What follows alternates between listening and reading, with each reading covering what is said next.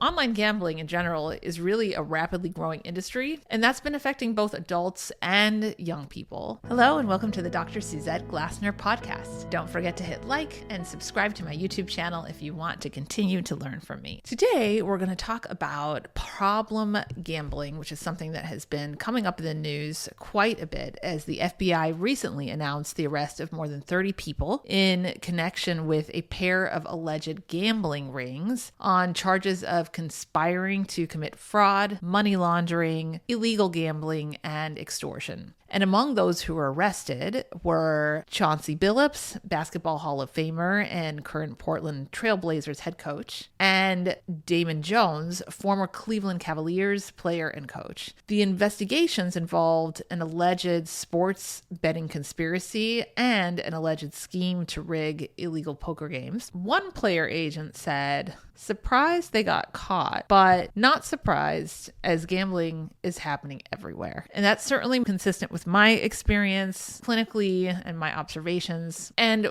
what we're seeing from the scientific literature on gambling disorder and gambling addiction. So online gambling in general is really a rapidly growing industry, and that's been affecting both adults and young people. Just for a little context, sports betting is now legal in 38 US states and the District of Columbia, and in 26 states, a person can now make a sports wager on their cell phone legally. Not surprisingly, at the same time as these regulatory changes are occurring, we're seeing an uptick in activity on problem gambling helplines, and surveys are suggesting that there has been an increase in both gambling participation and in people who are seeking out help for problem gambling. And the largest increases have been seen in jurisdictions that allow online betting. So if you step back and think about it, mobile access to gambling has really transformed the whole psychology and the psychological process involved in gambling. It shortens that cycle of urge and then the opportunity to act on the urge to bet or gamble in some way. And it really compresses that into seconds because you can do it right there on your phone. It's like you have a casino in your pocket, literally.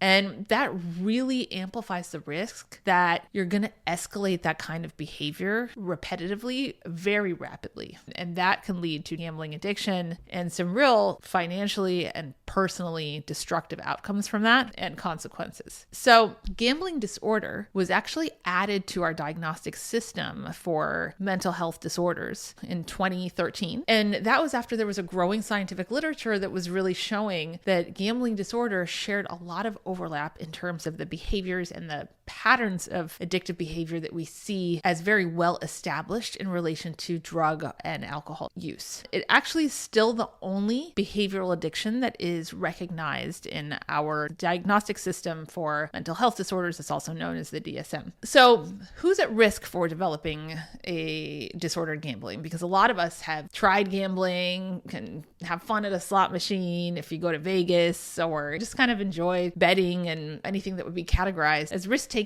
in the gambling sense. And only a certain proportion of those people are going to go on to do this compulsively and in a way that brings about problems in their life. So what are some of the risk factors from research? People who are at higher risk of developing what we would diagnose as a gambling disorder tend to be male. They tend to be young and single or married for a relatively short time, for less than 5 years. You're at heightened risk if you live alone, if you have a low level of education, and if you're struggling financially. Even though it's not a great way to improve one's financial situation, it's one of those things that might have greater appeal to somebody who is struggling in that department and trying to find a creative way to make it. So like people with drug addiction, people with gambling disorders experience cravings. It's like as though the kind of stimulus for gambling, which could be your phone or could be a casino, but people experience cravings for the experience of gambling in the same way that they will experience a craving for alcohol or another substance if they're dependent on it physically and psychologically. They'll also develop tolerance. So the same amount of engaging in that gambling behavior just doesn't give them the kind of hit of dopamine or that sort of like rush and good feeling that it used to. And they have to sort of start betting in larger amounts or taking sort of greater risks in the context of gambling in order to feel the same kind of rush of pleasure or the kind of level of excitement that they're seeking to experience. So again, also like addiction to alcohol and other substances, a person with a gambling disorder can't really control their gambling, and they start to experience negative consequences in their life as a result. They start to typically experience financial difficulties and relationship problems as a result of it. And then you have this whole factor that is somewhat unique to gambling, the profound effect that this particular addiction will have on one's financial standing. So of course you could go into debt over a drug addiction as well, but it's more of a pronounced symptom of a gambling disorder when a person starts to have significant financial problems that it feels like they can't get out from under. And then they also tend to experience a lot of shame around having made the decision to continue gambling, getting further into debt, and complicating their life and potentially their family life and the lives of other people they know even further. And because of those features, in part, the sort of shame factor and the stress and anxiety that's brought on by the type of profound financial problems that can result from compulsive or pathological gambling, we do see that this is an addiction that is associated with particularly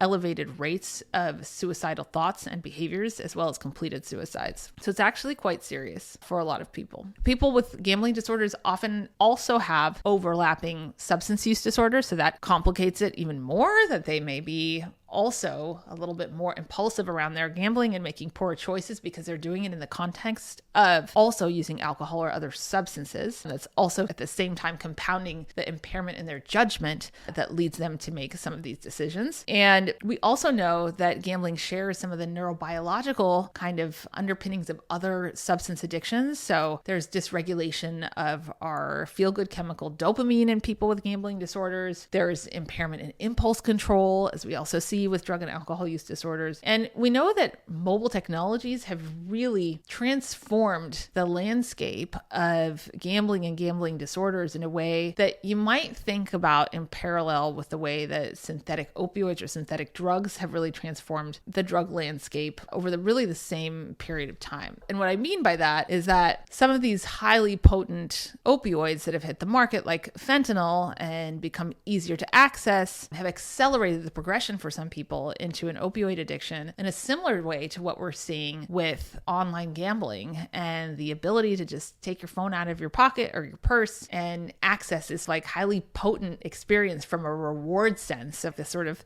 thrill and excitement of gambling. It's so easily accessible, and the cycle is so brief of having that urge, performing the behavior, receiving a reward or not, and trying to do it again. That access and that potency of that sort of experience can lead people to much more rapidly progress into what we refer to as pathological gambling or a gambling disorder. Hand in hand with that goes this sort of legalization of online gambling. It really has fueled increases in really irresponsible or risky gambling, especially among people, unfortunately, of lower incomes who are really detrimentally impacted by the financial losses that can result. And then there's this whole problem of adolescents whose brains are not fully developed, who haven't really formed the kind of connections in their brain and in their frontal lobes that would enable them to control their impulses and exercise good judgment and think carefully about the potential consequences of their action before acting. And so exposing them to really easy access to something like online gambling can really activate their potential for engaging in risky, impulsive behaviors. I know in our local area here in Los Angeles, there have been several high schools who have been dealing with really significant problems with their students engaging in online gambling in the bathrooms during school hours, and really having to crack down on that and try to get a handle on it. So it really is like becoming a broader problem. So let's talk a little bit about treatment. Our go-to therapy for gambling disorder is known as cognitive behavioral therapy. And in cognitive behavioral therapy, the focus is really on understanding the sequence of behaviors in slow motion of what happens when a person makes a decision to engage in gambling, even though the gambling is causing some destructive consequences in their lives. It usually starts with a trigger. So in cognitive behavioral therapy, we try to understand what are the triggers so we can anticipate them ahead of time, avoid them or avoid unnecessary exposure to them if it's a certain place or certain people that you used to gamble with, but then also planning if you are exposed to the trigger